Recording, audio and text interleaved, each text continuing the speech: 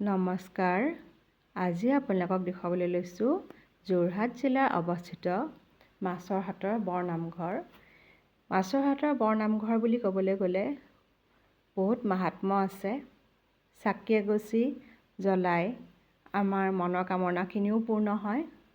বিভিন্ন জেগাৰ পৰা ভক্তৰ আগমন ঘটে। জানিব পৰা মতে মাছৰহাটৰ বৰনামঘৰ প্ৰতিষ্ঠা প্ৰায় ৩০০ বছৰ ওপৰ হৈছে। এই নামঘৰ ভাগৰ অলৌকিক কাহিনী আছে। ১৯৫০ চনৰ ভূমিকম্পত যেতিয়া গোটেইখিনি চুৰমাৰ হৈ গৈছিলে, মণিকূট আৰু নামঘৰীয়াহে সুকলমে আছিলে আৰু সেয়া দেখি সকলো আচৰিত হৈ পৰিছিলে।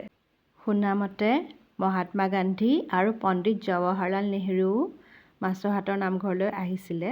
মহাত্মা গান্ধী কৃষ্ণ শৰ্মাৰ আশ্ৰমত আছিলে আৰু তেখেতে ৰূপৰ পইচা প্ৰদান কৰিছিলে আৰু জৱাহৰলাল নেহৰুৱে ৬,০০০ টকা প্ৰদান কৰিছিলে বুলি জনা যায়।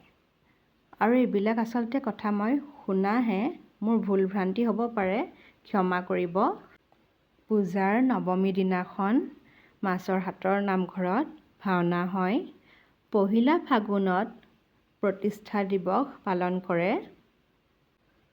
পূৰ্বতে কৰিবৰ্তসকলৰ মাজতহে মাছৰহাটৰ নামঘৰ সীমাবদ্ধ আছিল। যিমানখিনি কথা আপোনালোকৰ ওচৰত আগবঢ়ালোঁ সেইখিনি মই শুনা কথাহে। কিবা যদি ভুল ভ্ৰান্তি হৈছে ক্ষমা কৰিব। ভিডিঅ'টো যদি ভাল লাগিছে কমেণ্ট এটা দিবলৈ নাপাহৰিব আৰু সকলোৰে যাতে মংগল হওক, সকলোৰে যাতে ভাল হওক তাৰে কামনা কৰিলোঁ।